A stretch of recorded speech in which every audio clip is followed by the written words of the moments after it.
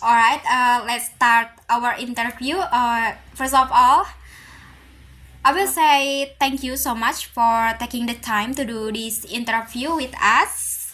My name is Tria, Okay. and that is my partner, Deswita, and we are a student of English education from Indonesia.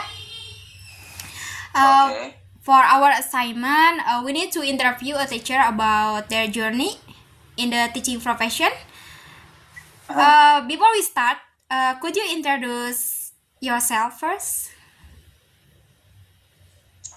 Myself, the only thing I can say is my name is Juice. Like I said earlier, on, I'm a Nigerian, but I'm living here in Bali at the moment. Yeah, I've not been teaching for a long time, but right now I'm just currently teaching English online. So apart from doing a lot of other jobs as well. So that's it for now. All right. Let's start our interview. The first question: could you tell us a little more about your background and how you start your journey as a teacher? Actually, I started teaching when I was still in junior high school. My aunt used to have what is called a tutoring school. Tutoring school is after school classes. It's when you're done from school, you come back home, you take a little bit of rest, and then you go to an extra class. So my aunt was having running that school. Oh, she told me, okay, you come and help me out to teach some classes. So and while I was still in school, I once I'm done from school, I come back home and then I go teach in those elementary schools. But they're just kindergarten, nursery schools as well, but mostly kindergarten. And that's several years ago, of course. Man, I'm talking about probably what 20, 30 years ago. So, and yeah, that's how my journey started. After that, I started teaching in other, in other profession as well, like computer science, uh, graphic design, and so on are not related to just academics alone, but general institutional trainings. And so I don't know if that answered your question. All right. That's cool. The next question: what Mm-hmm. motivates you to become a teacher? Oh, like I said, I think teaching is something that has to do with, uh, you want to give back, right? You want people to be informed. Teaching is all about letting people know how or what to do or what to need to know and how to do those things, right? So if you're going to teach, it means you've got something you want to give. It's like you're giving something to another person, So first of all, it's about me wanting to contribute to the development of people that are around me, and I've seen the fact that becoming a teacher it's one of the most important job for the society, right? So even as a parent, you got to teach your children. So your learning process for every child is their parents, right? So actually, I would say that most people that are parents, they are also teachers. You know what I'm saying? Because you got to learn to teach your children, right? So for me, I think it started with the fact that I realized that I need to be part of what is going on and how people can be informed, how people can educate themselves. And we know that when people get the right information, they can be the right person they are supposed to be. So just to make it simple, I was inspired because I see what the importance of people being educated. When people know what to do, they do it right. Don't know what to do, then you're gonna have a chaos. You're gonna have a society and a problem, because we can't get along. Because I don't know what to do. Like, hey, why did you do this? I don't know. Why don't you know? Nobody told me. Nobody taught me. So I think teaching is one important aspect of our human development. All right. All right, that's great. Um, the next question: what kind of teacher training or education did you go through before becoming a professional teacher? For me, I did a lot of. It's because usually you can, when you go to the university, you don't necessarily want to be a teacher. You know what I'm saying? It's all about the knowledge that you have, and you want to pass it on to the next people. So for me, just my normal university as a graduate in computer information technology. And then they were looking for someone to teach in the same school where I was also a student. Right? So they wanted someone to teach a particular course. And they said, "Oh, Juicy, can you do this?" And I said, "Why not? You want me to teach? I will teach." So it's not, I didn't go through what is called, in quote unquote, formal educational teachers training, like most people do. It's just that I was in the university where I was studying, and my my chancellor and my professors wanted someone to teach them that I am also can teach it. Why not? Because I already have the prior knowledge of that study. So I said, okay, I can teach it. And that was how I became a teacher and also a student. So I was actually a student at the university, and I was also teaching as well. So I didn't go through any type of formal. It's just the prior knowledge of what I have that I was able to become a teacher in an institution. And I think it's not everybody that can do that. It's all about the confidence that you have about the subject that you want to teach. And I encourage people that even if you want to teach, it's not just about what you want to teach, but do you have the passion, the skill set, the patience? Do you have what it takes to be able to pass information to other people? Can people hear you? Can they understand what is you're be talking? It's not following. You need the skill set, the confidence to know the subject you want to pass to people. So, say more or less, is a blessing to me, maybe by the Almighty God, but also acquired based on all the exposure that I have on the subject matter. So, and then the opportunity came, so I just dived into it. So that is how I became a teacher.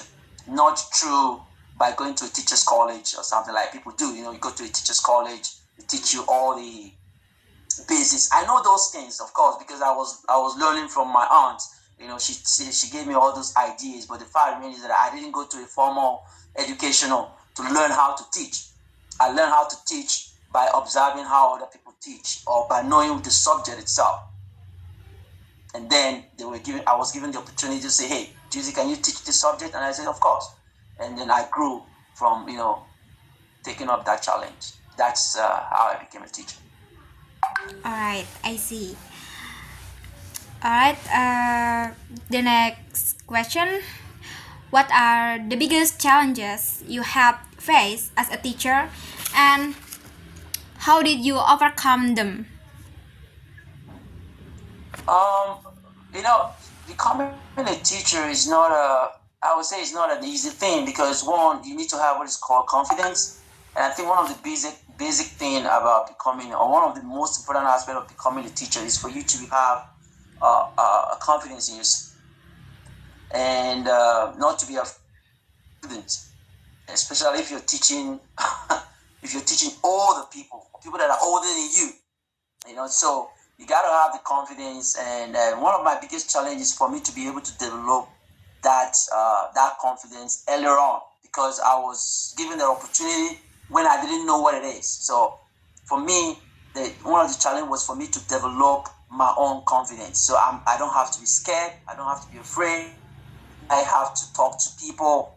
I don't have to shy on my own way of passing the information to them. So at first, yes, of course, I'm going to have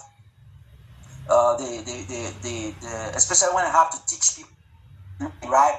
You have your fathers or you have uncles, and you have to set them to sit down, and you have to tell them what to do, how to do it. So that challenge comes from the fact that you feel you have respect for those that are older than you, and you'll be able to separate between the two. That here is teaching, it's business. And then when we get home, you can be my uncle, you can be my father, but right now in the classroom, I will be the one teaching you the information that you need to grab. So That's one of the challenges. I think building my confidence. Second part is also knowing the audience, the people you want to teach children. You're going to teach teenagers, it's different. You're going to teach adults, it's different. Now, that skill comes from experience. So at first, it took me a while to understand that. So the way I will teach children, I cannot use the same way or the same method when I want to teach a teenager. And the same thing if I want to teach people that are a little bit adults, how to teach those people. So I think one of those challenges those days was me trying to differentiate between the age group of the people that you're teaching. You have to be able to understand those of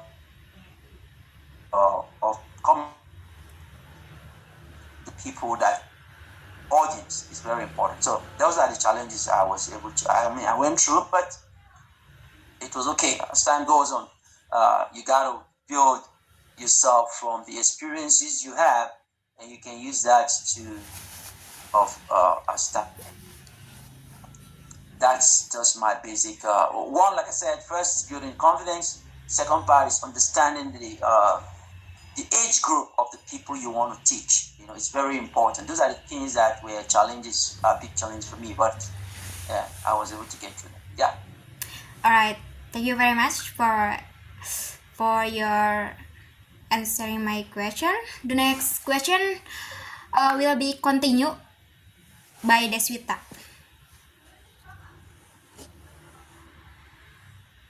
All right, thank you, Tria, for the time. And I'm sorry because I late to join the Google Meet. Maybe as you can introduce again yourself because I'm not here. Oh, okay, fine. You want me to introduce myself again? Yeah, because I'm glad to join this. All right, no problem. My name, like I said, is Dweezy. You can call me Dweezy. That's short for my name. It's not it's I don't know if it's difficult for you to pronounce it, but you just call me Dweezy. All right. And Dweezy. Yeah. And like I said, I'm from I was born in Nigeria, but I grew up other part of the world, and currently I'm here in Bali, in Indonesia, which is I believe is your country. So yeah, that's a thing I can give to you right now. Okay, thank you. So we go to the question. Next question is, what do you enjoy the most about being a teacher? I would say, what would I say? I want to give something more very real. I don't want something that is just to be political correct. I would say what I enjoy most is to see the joy on the faces of the people that I'm teaching. When you are communicating, you have this eye contact, right, with your students, and you can see that they're giving you these attention, this warmth attention. Like it's like you're talking to their soul. You're communicating, you're teaching them, but you're talking to them, to their soul. So that's that moment. It's fascinating for me. It's beautiful. And another thing I would say is that for you to after the aftermath or the result after teaching, you get to see the people come around you and say thank you very much. I have never learned something the way you just taught it. I mean, I've heard about it, but I have not learned it. There's two different things. I have heard, but I have not learned. So at the end of my experiences or the joy that I derive from teaching is the eye contact that I get, the communication based on what people I get from just talking to them, and the result at the end of the day, they come around and tell me, look, I have not been taught the way you just taught me. It's like for the first time, the way you said it kind of resonates in me. It kind of make me see it differently. Though I've heard this subject before, but the way you said it kind of makes more logical sense to me than other teachers that I'm not saying other teachers are not good. No, that's not what they're saying. But I mean, they said the way I approach those teaching kind of different. So that's kind of joy and the excitement I get from doing this from teaching. Yeah. All right, that's so very cool. Okay, next question. Do you have a memorable or meaningful your students that you will never forget? I don't know what should I say. Let me say, yeah, there are quite a lot of them, but the ones I would say is that most times Oh. I don't. My students, my student will feed. Maybe now I'm started working. When I teach a lot, I don't buy food. I don't prepare my meal. All my students will get. I don't ask them. They just say, "Jesus, what do you want to eat? Tell us what you want to eat. We will get it for you." So and people give when they have received. Or when people feel they have gotten from you, they want to reciprocate it back. They want to make you feel appreciated. You know what I'm saying? Like, oh, did something for us, and we want to show back our appreciation to him by whatever they can do. So for me, I think while I was teaching, most of the memorable days or things I can remember with my student is the fact that I don't get hungry.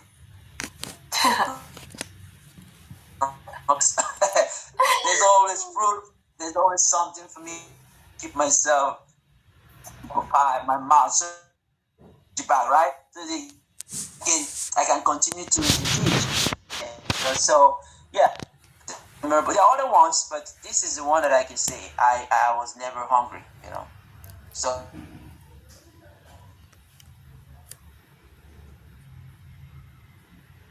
it's not coming from me. My student is doing that. So that's what I can say about the. Wow, that's so.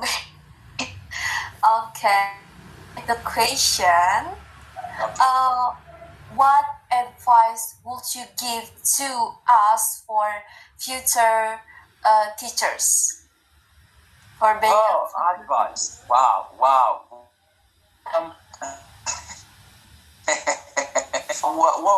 One thing I would say mostly for being a teacher, you need to be passionate about it. It's not something you do because A is doing it or B is doing it.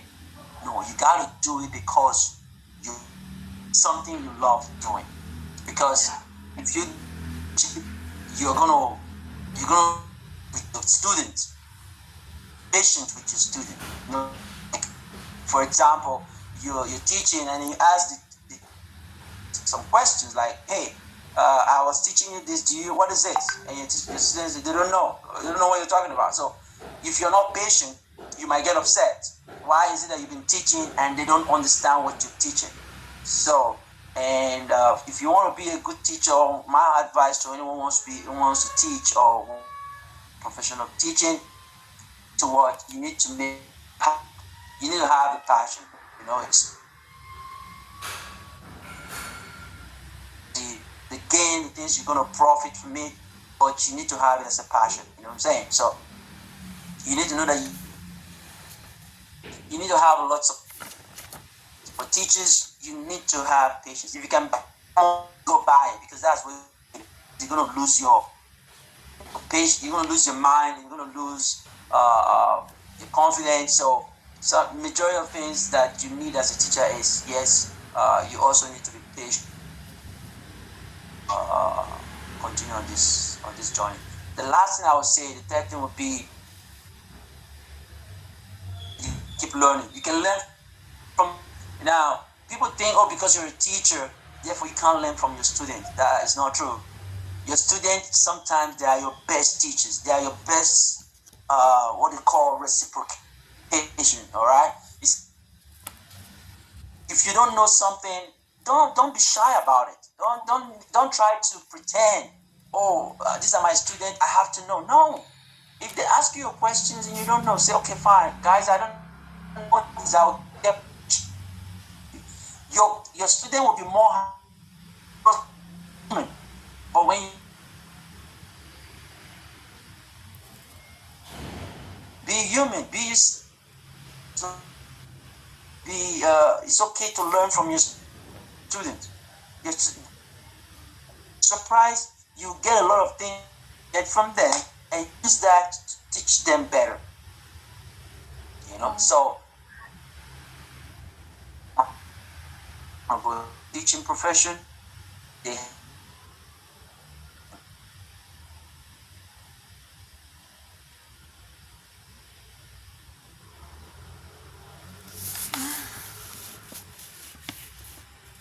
your lesson patient or inspiring or passing that knowledge, which is not too important, but again, it's about your relationship with your student, very professional, and also you have to be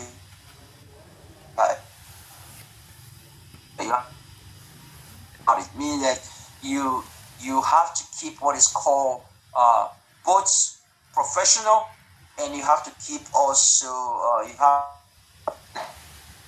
with your students, meaning just be all the time business. Oh, I'm teaching. Yeah, no. You gotta find way to be flexible. You gotta have very with your students. You gotta observe. You have to have very fantastic observation. You have to observe. You have to know when they are learning and when they're not. You have to know also when to stop, when to start, when to stop. I know you have a lesson note, you have all the topic you have to finish in a syllabus or in a semester or whatever the case may be. But that's not important when you're dealing with different types of students. So as a team, have your student, observe them, see they're giving you. Sometimes because they can't tell you feeding people. So if you're a teacher, you don't know when to stop, it's a problem. You have to know when to stop, that they are full. Can't give more. Or they're going to lose the ones they have learned. They just, we have, yes, I know, but observe the students. Maybe some of them, they are tired that day, maybe they're weak, maybe some of them, they are not in a good state of mind. And on another day, you can finish. So if you see that they are very, very enthusiastic to learn more, teach. So that. Thank you very much for your me, because I teach students in elementary school. I'm very shy and confident because I'm them, but you so help me. Thank you very much. No problem. People in elementary school, what you try to do is try to relax, try to bring them in a relaxed mode. You know what I'm saying? And like I said, try to make mistakes. Afraid to make mistakes. So be yourself and try to calm them down. And then once you're able to do all that, you can start and then move on.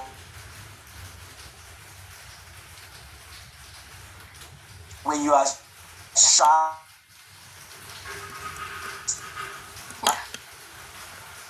they know it, even though they don't say it. They know.